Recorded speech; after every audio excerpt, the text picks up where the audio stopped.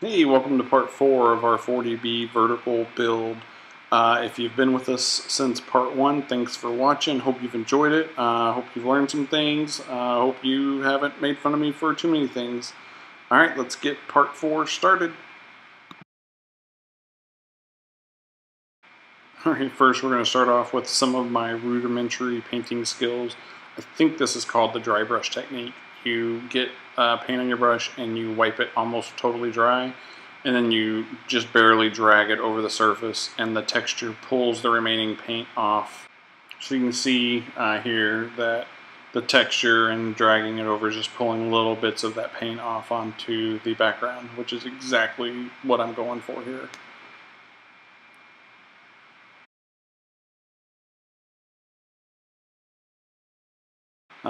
So again, it's just more of the dry brush, just going over and trying to add some color. And some of the dark crevices, not all of them, not dark, but the deeper crevices in the foam, I painted the inside of them this dark black gray color just to add some depth to the background. Hopefully that's what I was going for. If nothing else, it's just a little bit more color that goes on there to kind of get rid of that chocolate color that it ends up with the slurry that I put on it. And here's a contrast of what it looked like before and after. On the left of the screen is the foam before the color is added, and the right is after. And here's a shot of the different colors that I put on the background. I used a green, the dark gray black color, a lighter gray color, and a brown.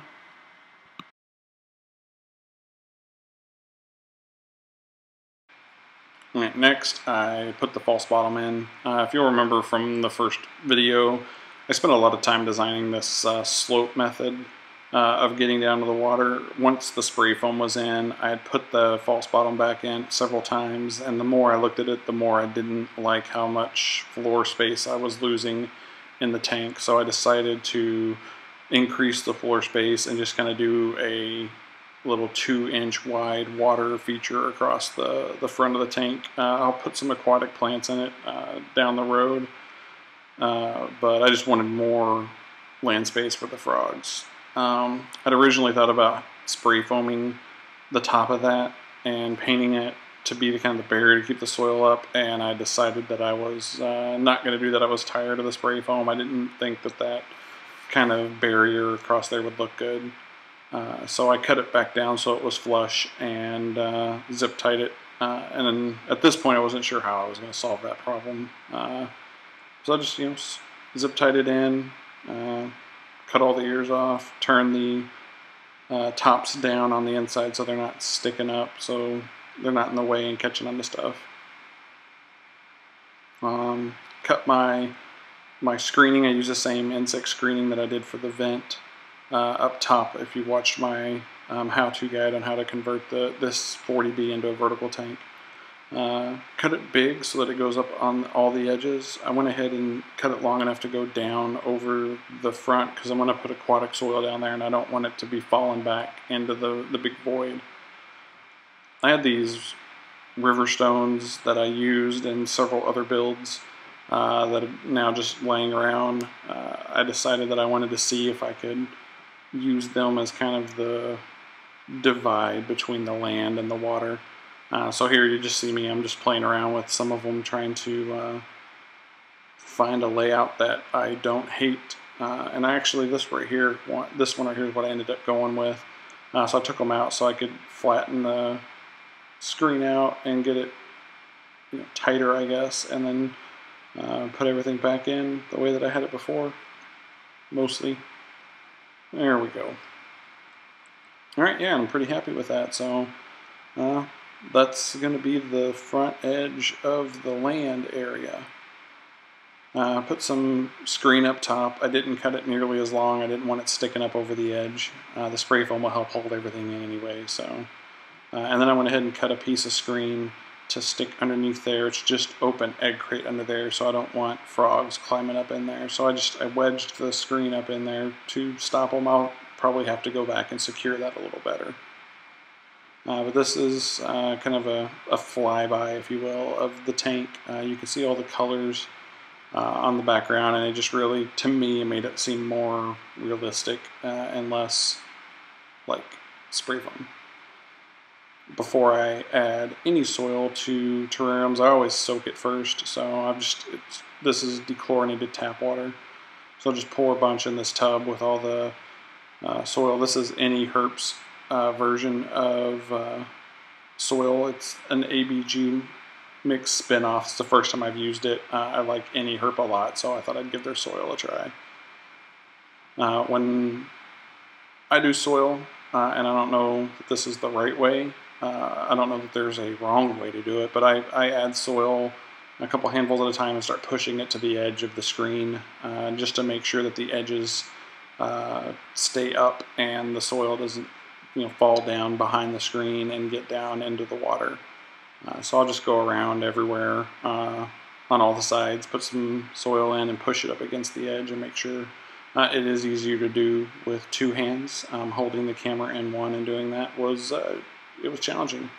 So here's another flyby with the soil in the top and the bottom, just so you can get an idea what it's looking like.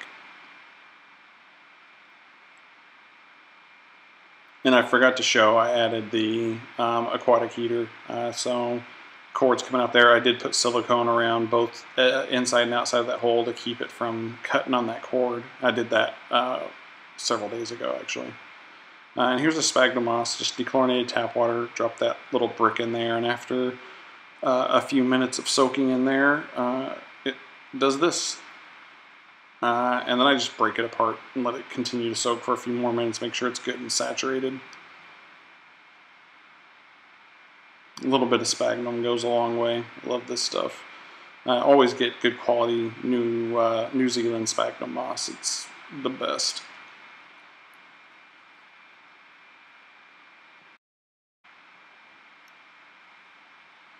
Alright, I decided to do another kind of video tour of the tank before the hardscape goes in. It's the last time, once the hardscape goes in and the plants, that you can see the tank and see every bit of the wall. So I was just going through and showing the different colors and patterns and stuff that ended up coming out. I don't stick to a pattern with the adding color to the background. I just kind of put color where I think it'll look okay, and if it doesn't, then I try something else, and I just keep trying until I get it to a point where I'm happy with it. And I really like how this tank came out. I haven't used green on the background before, and I like the little bit that it added.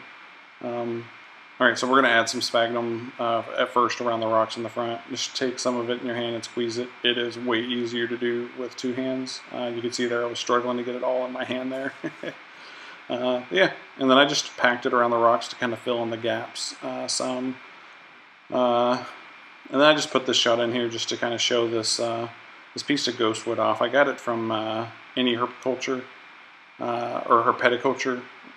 Whatever, Any Herp is what I call them, and I love it. They did a great job with this. I ordered it and sent them an email and told them what I was wanting to do with it, and they got me a perfect piece for this part of the tank.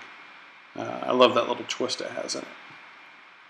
Anyways, the next little bit is going to be pictures I took while I was playing around with hardscape. I probably spent 45 minutes to an hour putting different pieces of wood in the tank and taking a picture of it and sitting back and looking at it and then rearranging it. And then I probably spent an hour looking at all the pictures and trying to decide what I liked and what I didn't like. As you can see, I've just got several pieces of Malaysian driftwood that I was trying out in the tank just to add some more character to it. I really wanted to make this ghost wood reach as high up into the tank as I could.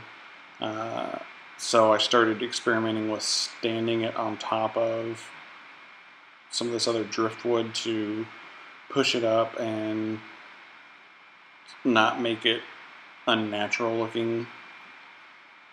And I didn't want to overcrowd the tank with wood, so it was I guess kind of a weird balance.